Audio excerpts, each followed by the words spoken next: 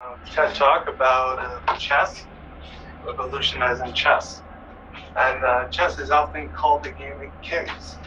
No, not that game. Different one. What is chess? You get the joke? Yeah, okay. Good. I'm sorry, we cannot see Yeah. Thank you. Me too. Okay.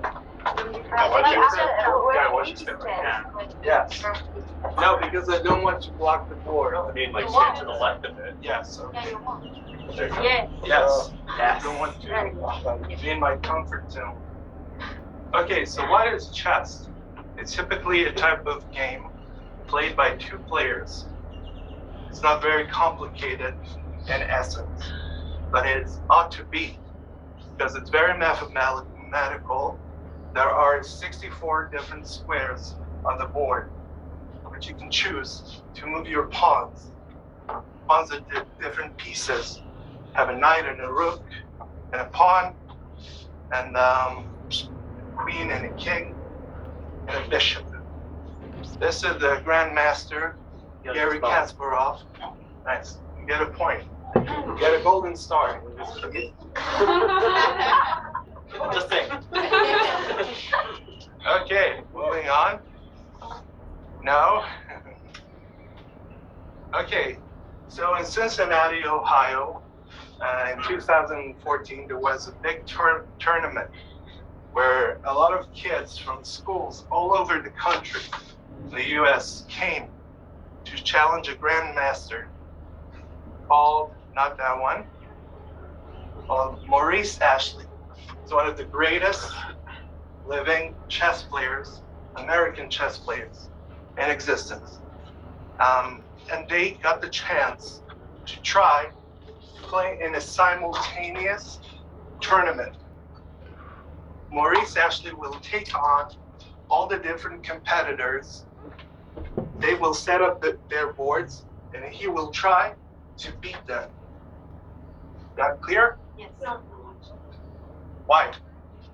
Why? Because it's sure that he's actually the best if he can do it to beat them simultaneously. No, they're little kids, but you know kids can beat adults in chess.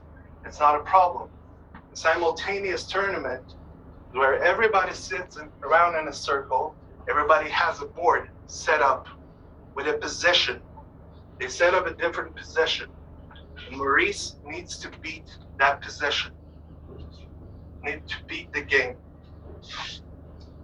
So he has to have in his head 50 different games going on at the same time. Wait, I have a question. Yes. Does he have to beat like everyone who has the board? Yes, it's just an exhibition. It's an exhibition. It's a show of strength, of intellect, you know. This is just a demonstration. This is in Central Park, not in Cincinnati, Ohio. It's just a nice picture. Going back. Yes. So, when one of the players, like 3 of the kids who were there, sat down at the table, and the gust of wind came and knocked all the 3 boards on the tables. Maurice, where is he? Damn it.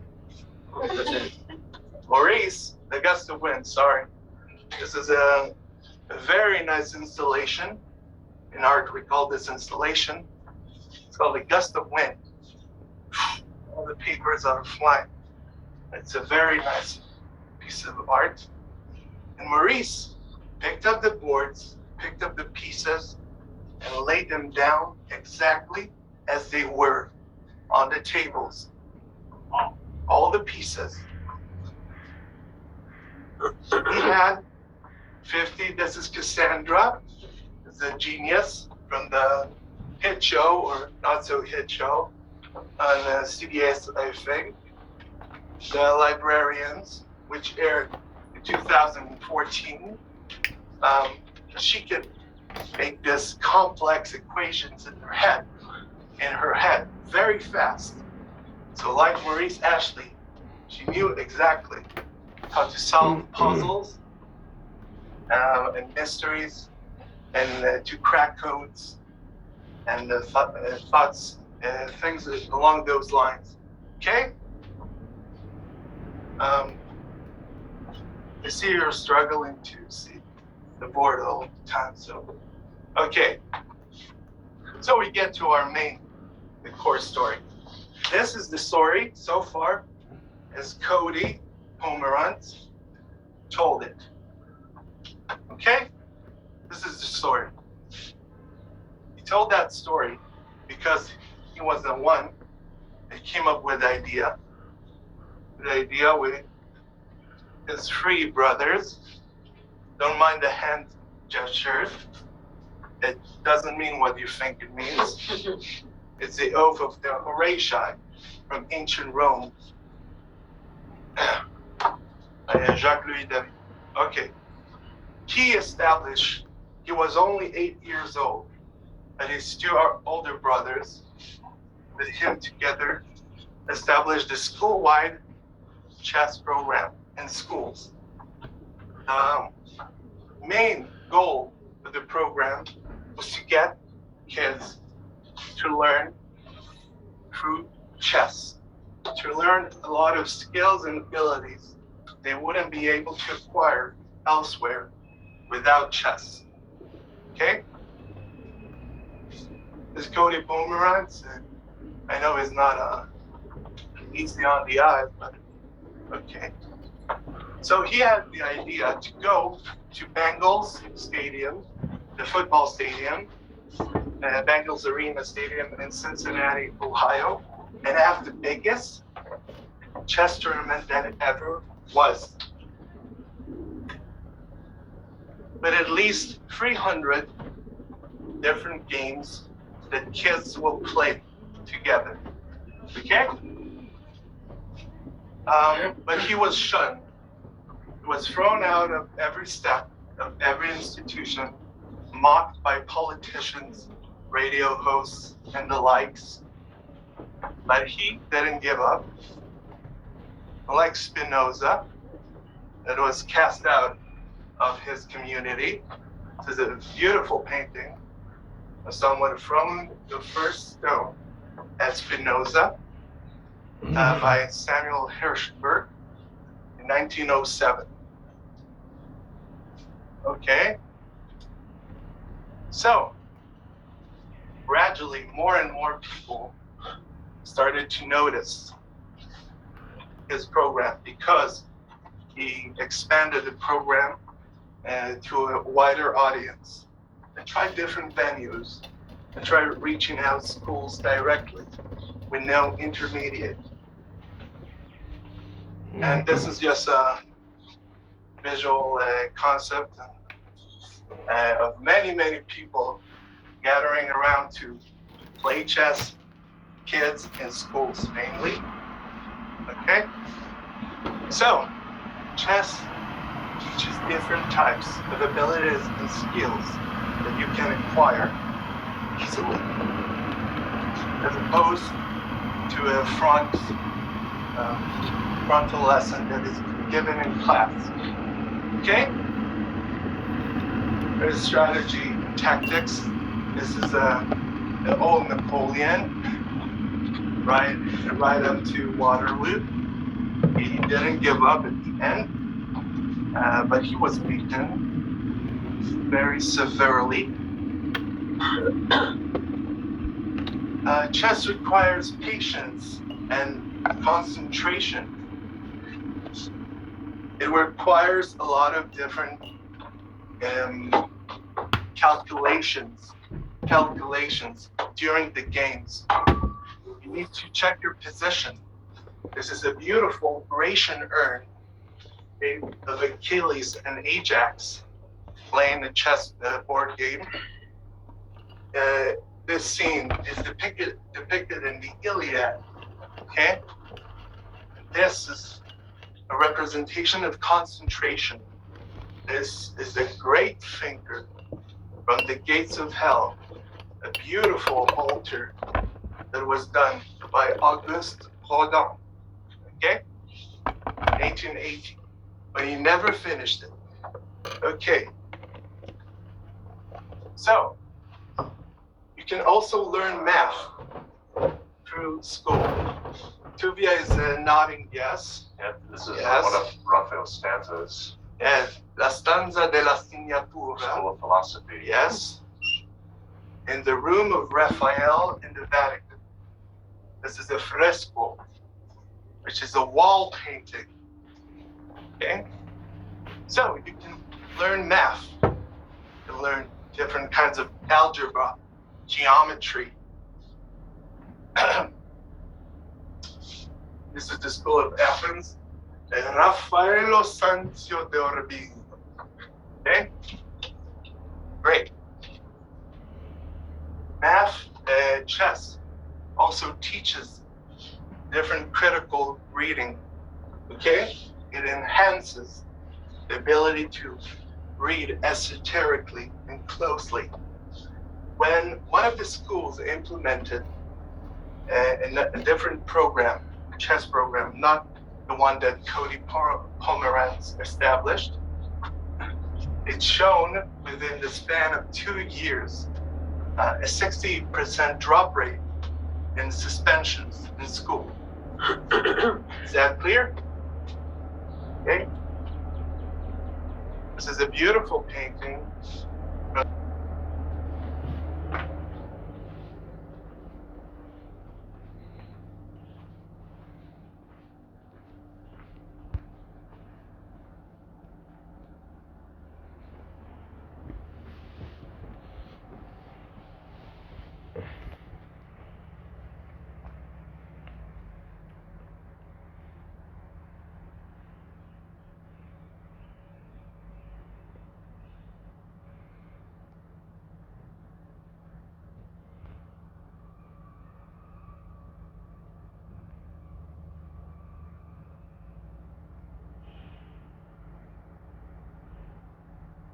Great.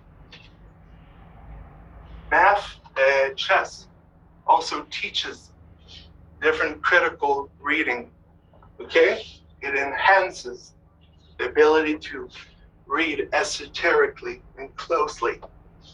When one of the schools implemented a different program, chess program, not the one that Cody Pomeranz established, it's shown within the span of 2 years a 60% drop rate in suspensions in school. Is that clear? Okay. This is a beautiful painting from the Rose period of Picasso, a woman reading, okay, from 1920. Finally, chess is a great equalizer. Cody Pomeranz details a story about one kid in the 5th grade in one of the schools in Cincinnati, Ohio, that he was homeless and poor, and he was an orphan as well. Pomeranz talks about that the kid getting F's and D's in all of his tests and exams, and he never seen any progress in his schoolwork. Sorry, have a sip of my water. Yeah, so well dried up.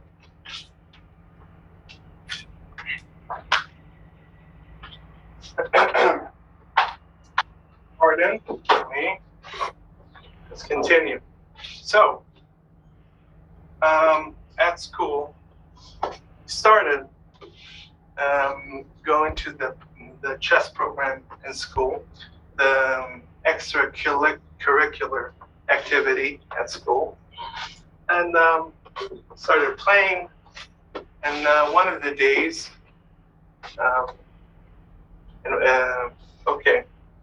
he participated in a tournament, and he beaten the best kid in class at chess, and he won the tournament.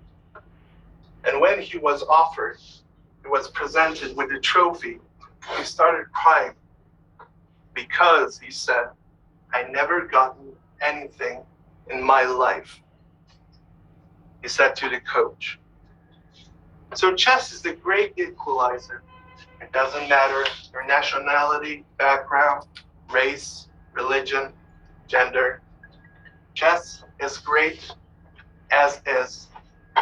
It's depicted by a great marriage portrait, double portrait, a diptych, Federico del Monteforte and Battista Sforza, by the great Piero della Francesca in 1473. Thank you so much for listening.